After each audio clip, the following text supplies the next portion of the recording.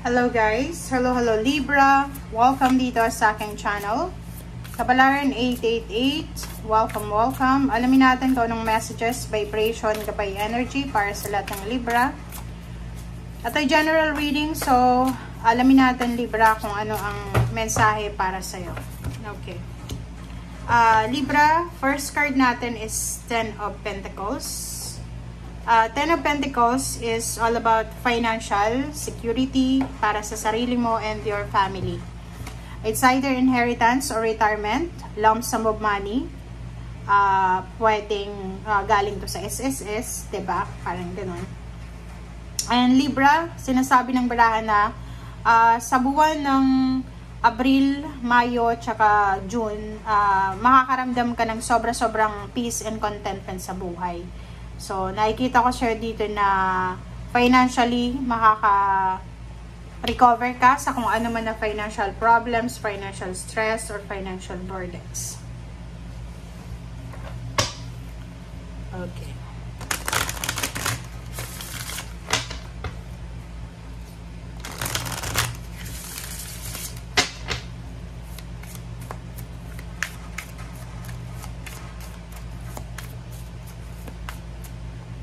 Okay, Libra. Wow. So, yun. Ang ganda na ito kasi, yung barahan mo sa unahan, itong Ten of Pentacles, sinasabi na, siguro, matagal kang nag-suffer financially, Libra. Or siguro, emotionally, or family problems. And this month of April, May, June, medyo makaka-recover kayo sa mga financial problems na yan. And mahanap mo yung solitude sa loob ng family. Or parang, like for example, hindi maganda yung takbo ng relationship nyo sa pamilya, sa kapitbahay, sa community. Dito sinasabi na mahahanap mo yung peace and harmony and balance, lalo na sa puso mo. Peace and contentment siya. Okay? Medyo solemn siya, medyo peaceful yung 3 months na to. Walang masyadong gulo.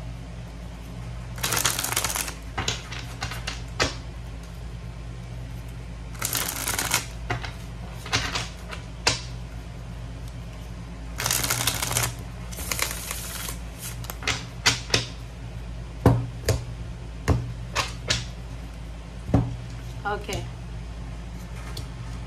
Magician and then Zero the Fool. Wow.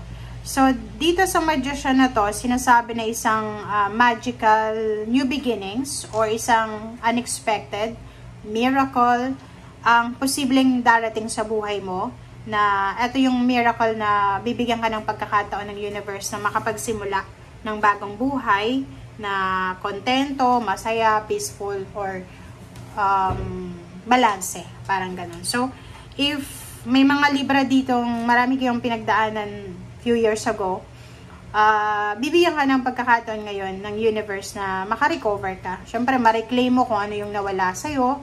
Pwedeng respeto, pagmamahal, pera, energy, kung ikaw ay may health problem. So, dito isang magical milagro na posibleng darating sa'yo. Okay, next is Nine of Wands and then Page of Swords. So, dito sinasabi ng baraha sa'yo na kailangan mo daw, Libra, na, or rather, kailangan mong maging present sa ngayon. Ibig sabihin, kung may pagkakataon ka na makapagpahinga sa mga issues from the past or sa mga problems from the past, iyan mo na siya. Tawag dito, i-grab mo na yung opportunity na yan. Kasi, like for example, for few months, masyado kang abala sa pagtatrabaho, pagnenegosyo, or mentally, emotionally, psychologically, masyado kang nabibigatan.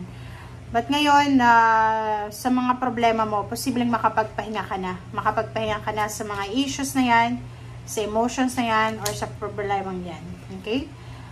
Next card is Eight of Cups and Death card. Wow. So, mayroon ditong Libra na talagang ending na talaga siya. 'Di ba? So, yung rason kung bakit pagod na pagod ka ay posibleng matapos na. Emotionally, mayroon ng positive result dito sa emotional problems mo. Financially, ganun din. And yung Eight of Cups, nakikita natin na plus Death card na you're moving away from negativity. you're withdrawing yourself from toxicity, drama, or anything na toxic talaga. Okay, next card is Three of Swords and then Two of Pentacles. So, dito sinasabi ng barahan na yung mga rason dati kung bakit ka namamroblema, hindi makatulog, hindi magganito ganyan, ay posibleng mahanapan mo na siya ngayon ng sagot. Okay, it's an answer. It's an answer through dreams, numbers, lyrics, from words, unexpected words na sasabihin sa'yo ng mga taong kaharap mo. Okay?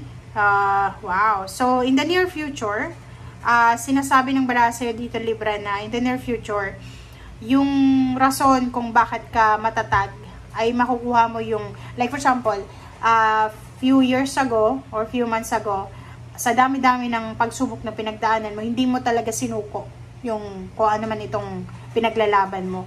And sinasabi na few months from now or few years from now, doon lalabas, doon mo marirealize na worth it pala yung pinaglalaban mo or paglaban mo sa buhay. Okay?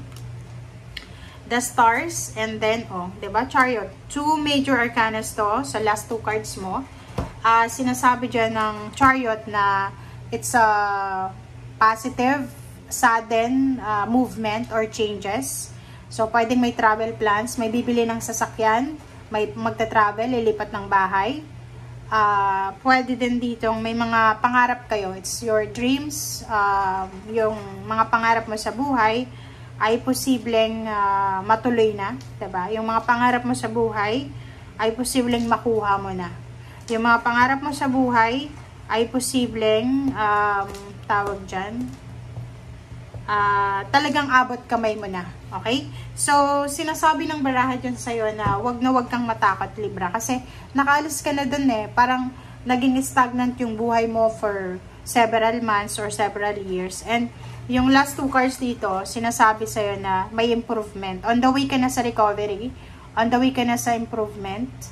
Buong pamilya to hindi lang ikaw. So, genetics, genes, or pwedeng mag-asawa to. Mga anak na yung pangarap nyong sasakyan, pangarap nyong travel, pangarap nyong lugar, bahay, pangarap nyong bansa, pangarap nyong makapagtapos yung mga anak nyo, yung rason kung bakit magiging masaya ang buong pamilya, ay naandito na. So, sinasabi ng baraha sa'yo dito na you're super lucky dahil makukuha mo yung financial solitude, emotional balance, diba? Makakapagpahinga ka sa mga issues from the past. And yun, matatapos na talaga. So, you're saying goodbye sa mga bagay, sitwasyon, tao, or mga pangyayari na hindi na bagay sa, or resonated sa energy mo sa ngayon. Kasi i-welcome mo na talaga yung pagbabago. Okay? So, thank you guys for watching. Bye!